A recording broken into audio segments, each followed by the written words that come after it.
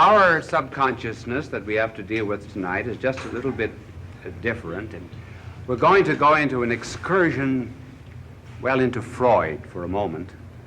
And going back to all my years of teaching, I advanced immediately to the blackboard to explain Freud and his theory in, I trust, simple terms.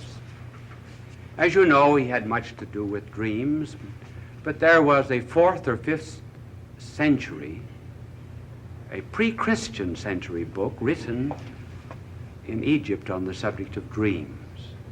In the Middle Ages, there was a doctor, a philosophical doctor, who said that physicians were wont to examine the dreams of their patients in order to determine their character. But Freud brought something very new and very important. And this is the way we will illustrate it. The subconscious and the conscious mind are simply divided. This we will call the conscious mind. Now, the subconscious mind is very deep. And these, I will tell you everything I draw. These are stairs. And down here is the basement. In this basement is what Freud calls id, I-D, id.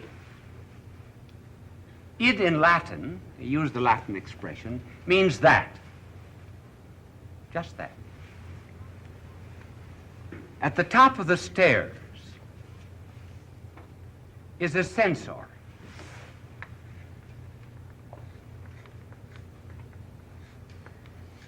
It's the only man I can draw. And he has a club in his hand. Now, down in this subconsciousness, down in the id, there are a number of drives, instincts, urges, and inclinations. Basically, they are the will to pleasure. More commonly, the sex instinct. Now, these instincts that we have try to get upstairs into consciousness. But moral taboos, convention, society, commandments and the like, repress them. And as soon as one of them comes up, censor cracks it over the head. The result is that down here in the id are a number of our repressed thoughts. And it's very much like our own cellar. We open the cellar door and throw down old papers and junk and discarded elements. Where does this id come from? Is it made up solely of the thoughts that we repress? No, not solely, because where did we get this instinct of ours? Everybody has it. So this id, and much that is in it, and this is important, came from the outside. The outside. First of all, it came from our environment. We would never have anything in our heads we had not seen or touched or smelled something. And then another psychiatrist by the name of Carl Jung said that down in the subconsciousness there was also what he called the myths of the human race. He called it the collective unconsciousness. But the point is, they come from the outside, though they are here in the id. Now,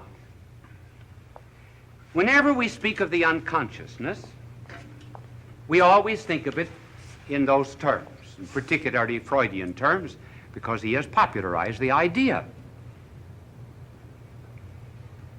Haven't we anything else down there besides that? I think we have. Now let me test you. I'm going to use a word. And I'm going to give you a few seconds to allow you to develop your thoughts. The word is temptation.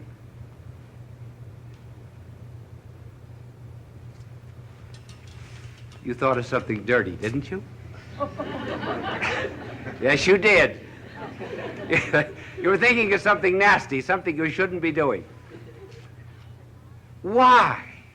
Why, as soon as we use the word temptation, do we always have to think of something wrong? Well, partly from this emphasis, partly that. Aren't we ever tempted to do anything good? Didn't you ever have an inspiration, for example, to be kinder to people?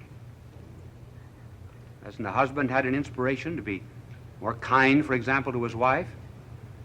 Rich man, maybe he ought to give some of his money to the poor.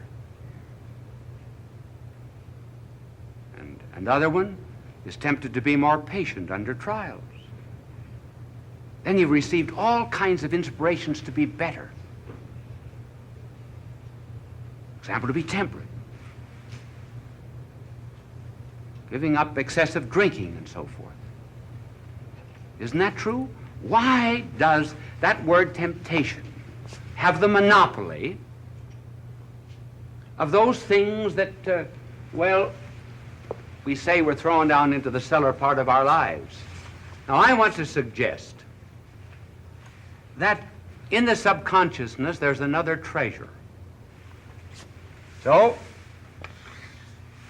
here we have exactly the same planes of the mind divided, and at the top is the censor, and he's got a club, and these are the cellar stairs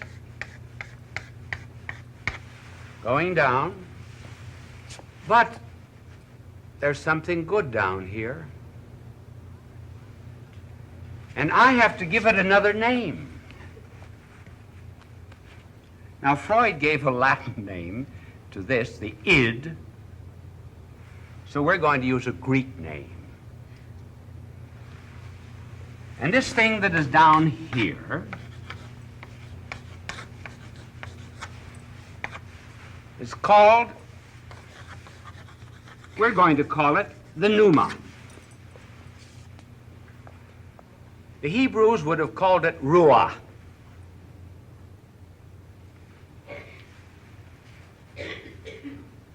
If we take just this side of the subconsciousness, and it's very true and real, then we have only just the earth and sand and mud.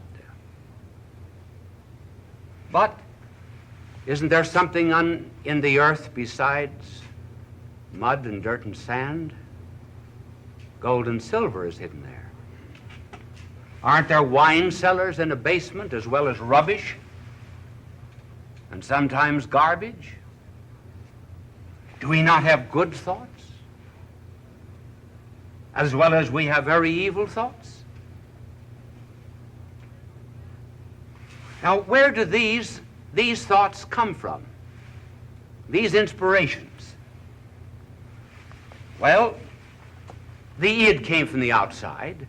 As we said, our experience, our environment, our animal ancestry, heritage of the human race, collective unconsciousness, call it whatever you please, and adopt whatever theory of psychiatry that you please. So too, the inspirations, the good thoughts, another kind of temptations, pass through this subconsciousness. And this pneuma, too, comes from the outside. It operates on the inside, yes, but it comes from the outside. I'm not going to say where it comes from. It's just from the outside. Now, it sends up, not just, for example, a will to pleasure. It sends up a will to happiness, a will to meaning, a will to peace. And what does the censor do now? Oh, the censor, as this censor will sometimes repress repress the things that are dedicated only to carnal pleasure, so this one is going to repress all the good temptations. And he's got really 7 clubs up there. One is pride, and the other is covetousness, lust, anger, envy, gluttony, and sloth. They're all up here, and he tries to keep them down. Just as Freud said, the superego tries to keep down these sexual desires. All right, then there are treasures in the subconsciousness which are worth studying. We're going to emphasize, first of all, that these come from the outside. Now, my angel is going to clean off the blackboard. Be careful of the stairs, Angel. Be careful of the stairs.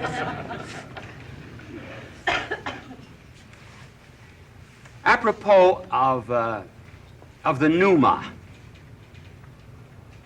entering into our lives, I read just a short time ago a newspaper item of an incident in Los Angeles. It seems that this truck driver was on a highway traveling about 40 or 50 miles an hour, saw before him a carton box, not very large.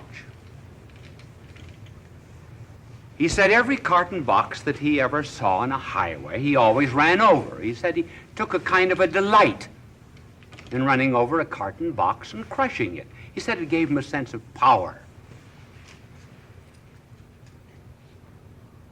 When he saw this carton box, he said he swerved his truck violently to the side to avoid it, pulled up on the side of the road, went back to the carton box. What was in it? A 3-year-old boy who had crawled into the box and was making his way across the highway. And they said to him, "What made you do it?" He said, "I don't know what made me do it. I haven't any idea. I don't know where it came from." He said, "Maybe it was God. I don't know."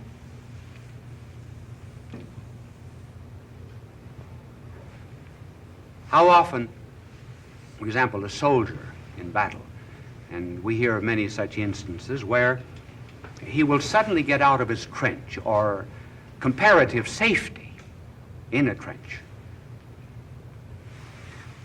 make his way out to the battlefield under fire of the enemy in order to rescue a buddy. He's given great praise for it. What will he generally say?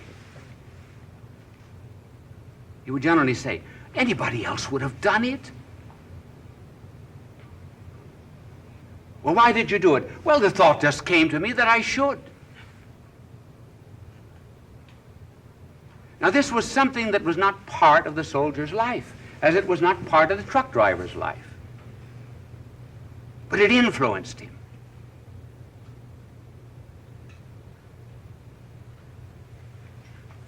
One day,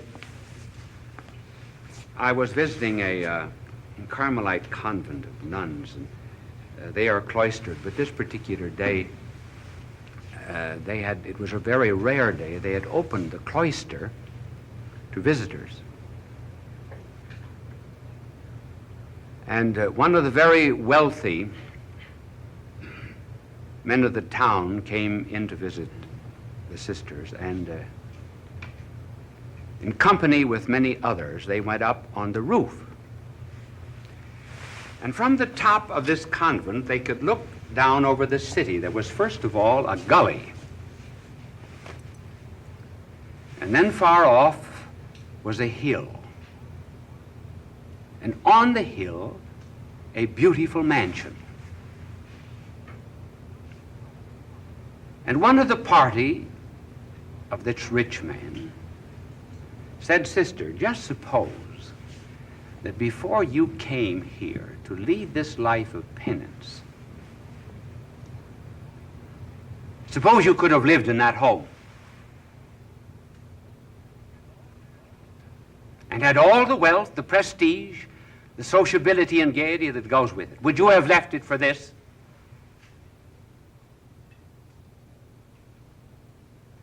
She says, that is my home.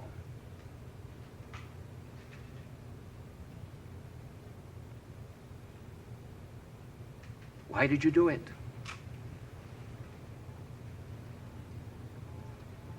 She said there was always something inside of me that was welling up into my conscious mind that told me that I should do this, and I would be happy. And I am happy.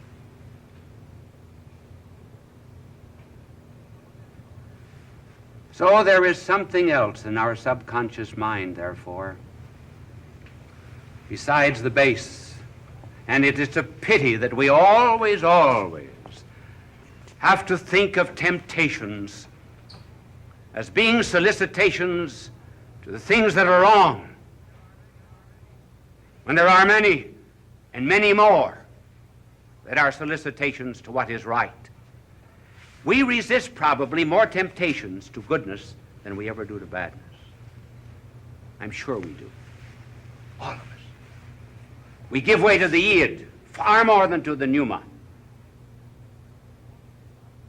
Of course, it costs something to obey the pneuma, because we generally have to surrender something. Now, what does this pneuma do when it gets into us? Well, let me see. If I took a tennis ball and I rolled it across the table here, that tennis ball would go in a straight line unless it were diverted by a superior force or by my hand.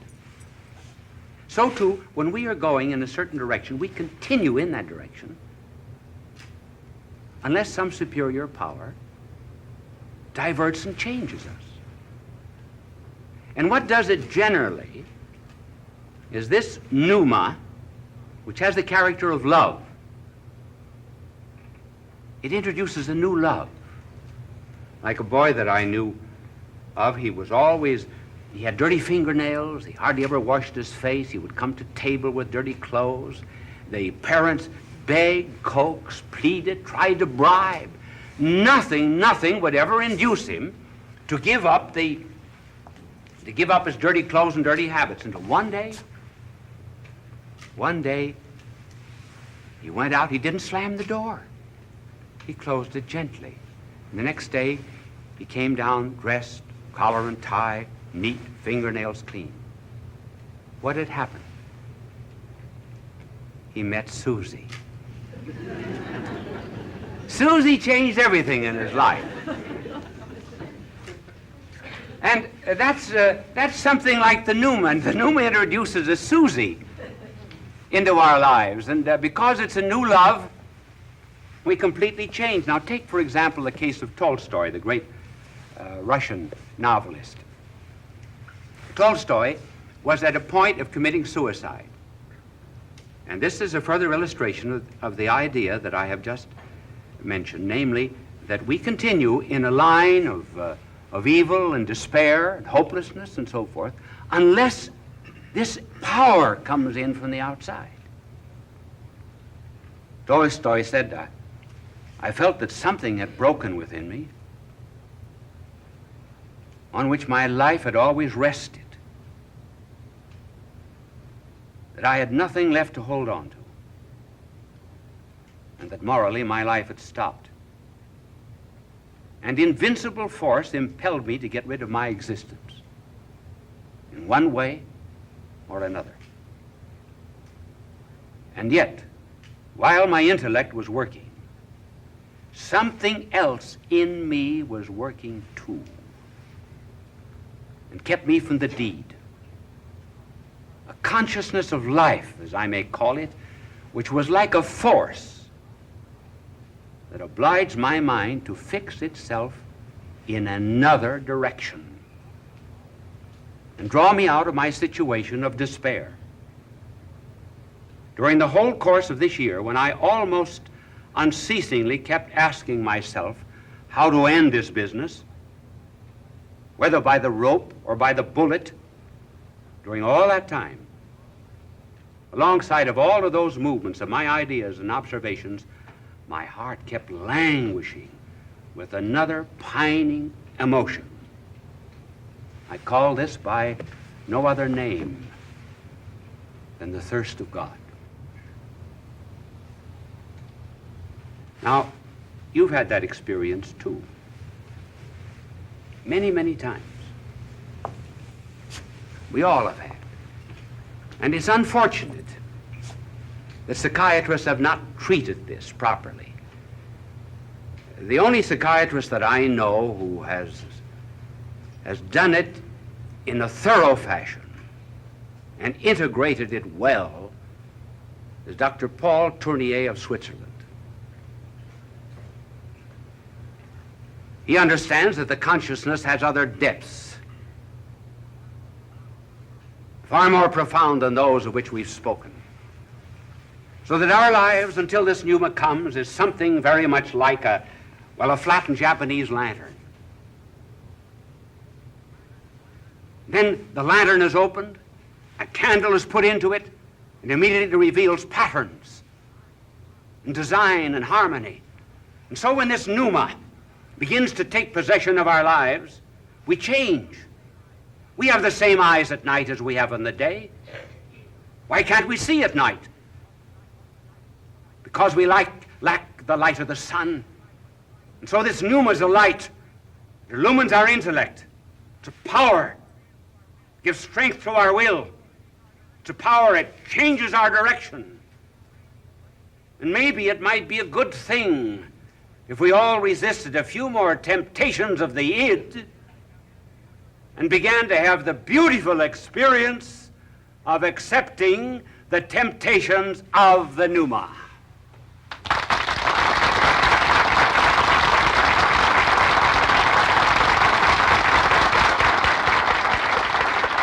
Bishop Sheen will return in a moment. Fulton J. Sheen is indeed a man for all seasons. He walked a paced beat, allowing us to glimpse his nature and ponder its worth and to enjoy its presence. Bishop Sheen authored over 90 books. He broadcast countless radio and television programs and ministered in many parts of the world to people of every belief. As he said many times, it is not a unity of religion we plead for, but a unity of religious people.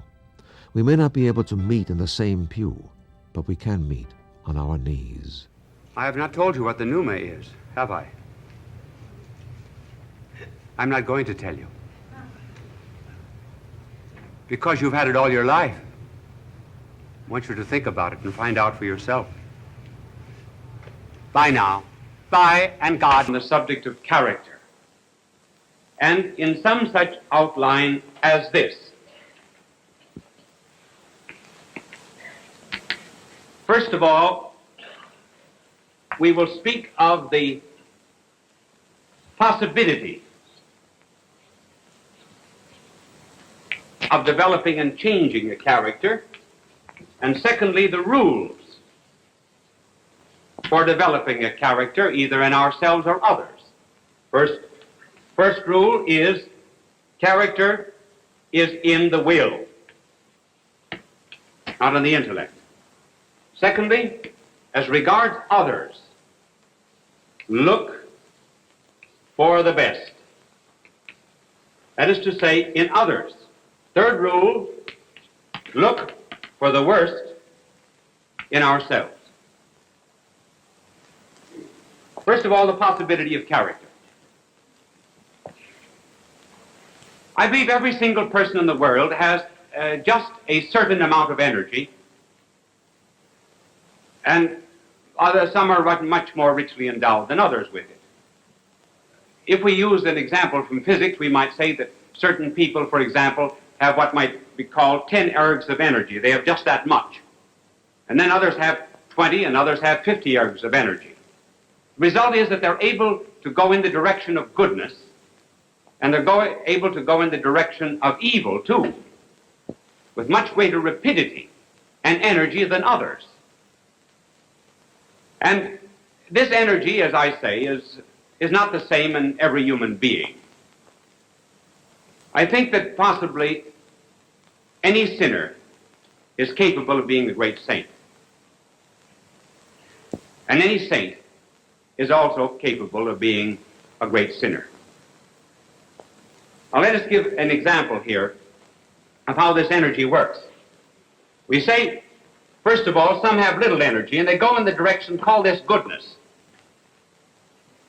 They have 10 units of energy here and they only go in this much, either toward goodness or toward evil. Others have 20 and they go much more, either in the direction of goodness or the direction of evil. So that a person who has a great tendency toward evil can completely change and become very good, particularly with the grace of God.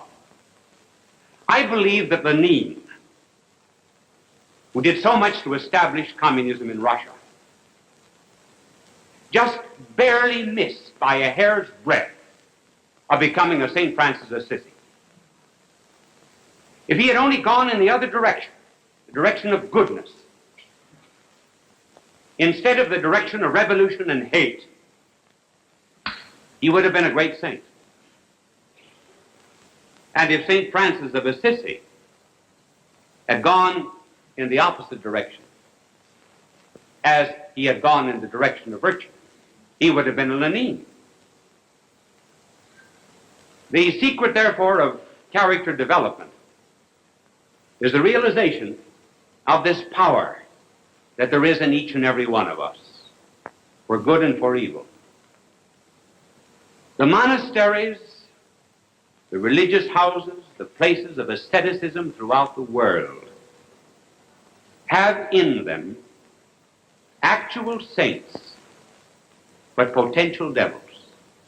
Any one of those persons, because they have so much character, if they ever let themselves go in the direction of pride, lust, or avarice, would become very vicious. And the penitentiaries are filled with individuals who have this great energy. And if someone could only lay hold of it and make them take the high road instead of the low, they would be our saints and our heroes and our great patriots. The point that I want to make is there's nothing wrong with passion and energy and strength, so long as it is properly channeled. Notice that our divine Lord, for example, when he wished to make a great apostle, laid hold of a bigot. Paul was one of the greatest bigots that ever lived. And only he who could ever hate like a Saul could ever love like a Paul. Our blessed Lord never extinguished, for example, the passions of a Magdalene. Only someone who was as vicious and as evil as Magdalene could ever become as virtuous as Magdalene. She has been called the 13th apostle. Her life has been such an inspiration in bringing men to goodness.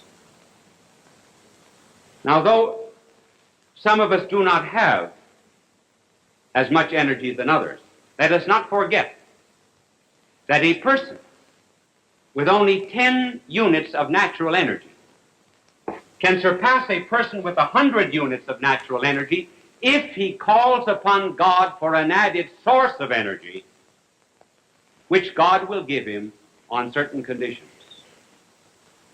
Then we can overcome all of the defects of our nature. And that power or energy of God is given freely, gratis. That is why it is called grace. Which brings us now to the rules for character development. One of the first rules of character training is to remember that character is in the will and not in the intellect.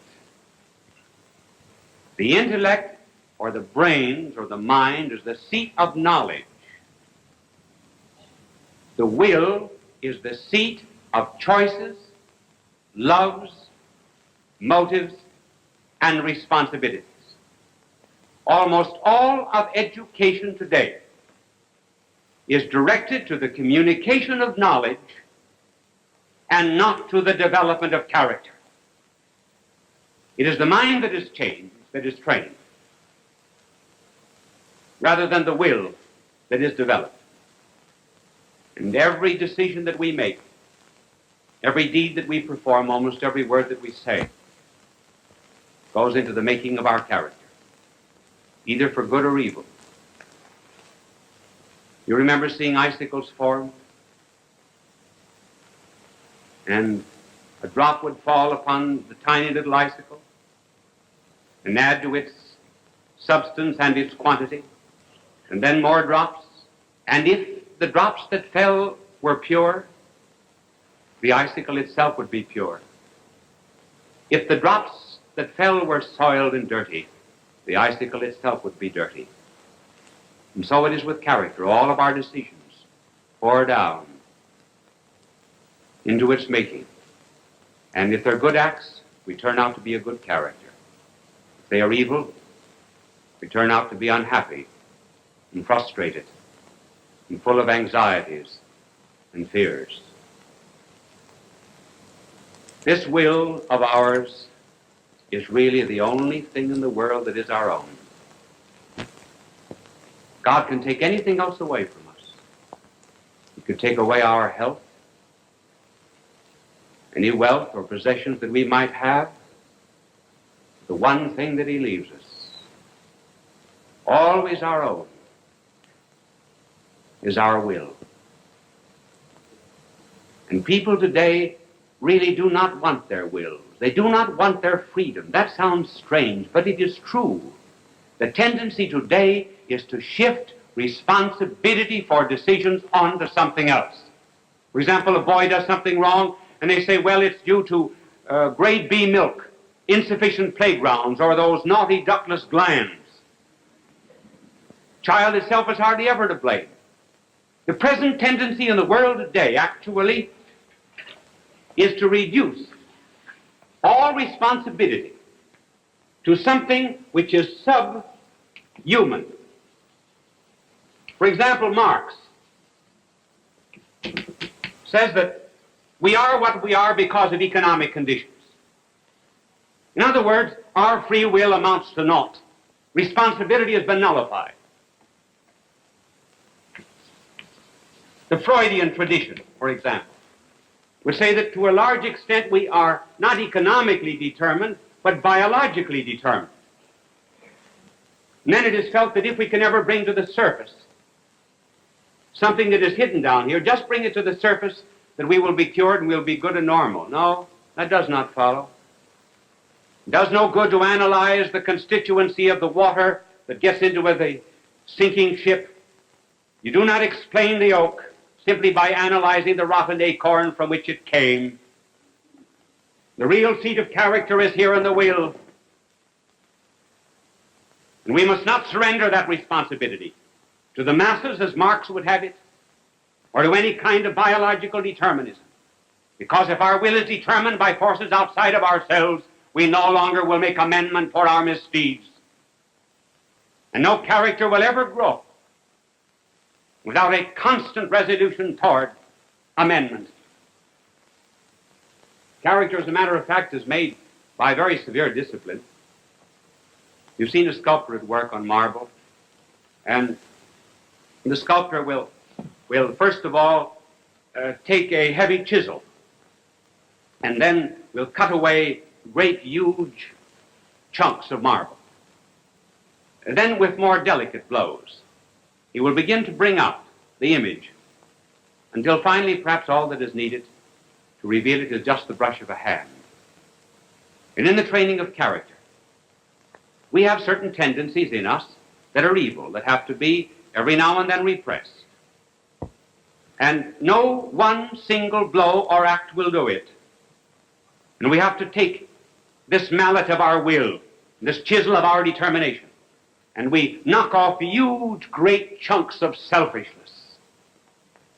And then later on, with more refined detachment and asceticism of the spirit, we finally come to a point where our character is really revealed and we appear as we ought to be and as God intended us to be. So rule number one, then, is character is in our will. Rule number two And this applies to character training in others. We must always look for the best that is in others. When people are down because they have sinned, because they have made a mistake, or because life is against them, or because they consider themselves failures, there is nothing that is more important than to give them the helping hand and to be, in their regard, an apostle of encouragement. There is something good in every single person of the world if we would only just lay hold of it. And notice that was what our blessed Lord did when he went to the well, tired and thirsty, one day, and a woman came out at noon to draw water. It was very unusual for a woman to come and draw water at noon. And the explanation was she was an evil woman, and the other women would not allow her to come with them. Now, what common denominator was there between our divine Lord, who was innocence itself, and this woman who had 5 husbands and was living with someone who was not her husband? There was only one common denominator that was left. There was only one good thing in that character that our blessed Lord could find. And down he went until finally he found it. And that common denominator was a common love of a drink of cold water. Whenever God wishes to do a favor, he very often asks for one. And he asked her for a drink. And then he led her on from the thirst for natural water to the thirst of her own soul.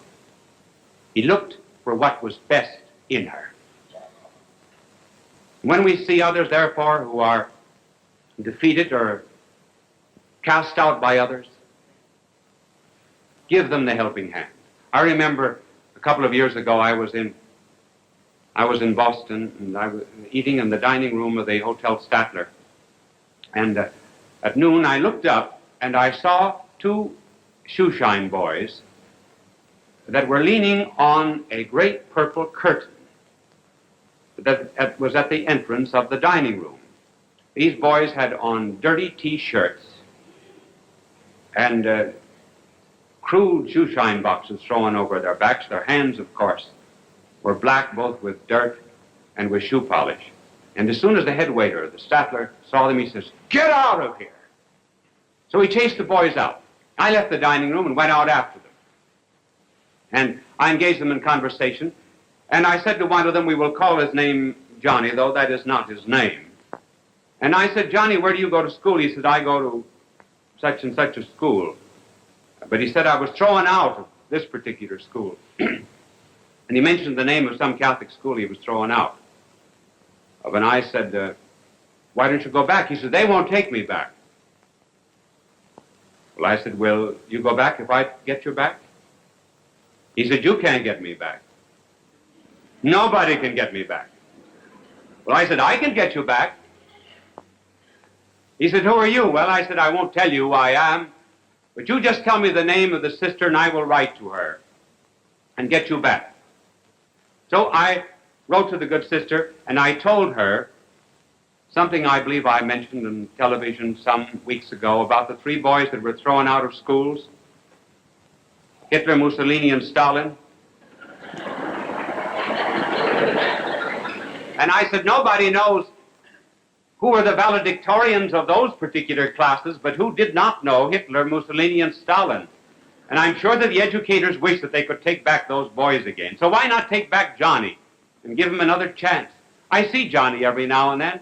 He's a very, very fine young fellow, and, well, so very good I will not even talk about it now over the air, except to tell you that in all things we look for the best that is in other people. Remember when St. Paul went to the hill of the Areopagus in Athens? Here he was to meet the senators of Greece. And on the way up to this hill, everywhere he passed statues of pagan deities. St. Paul knew that he could never win over those senators with the higher life.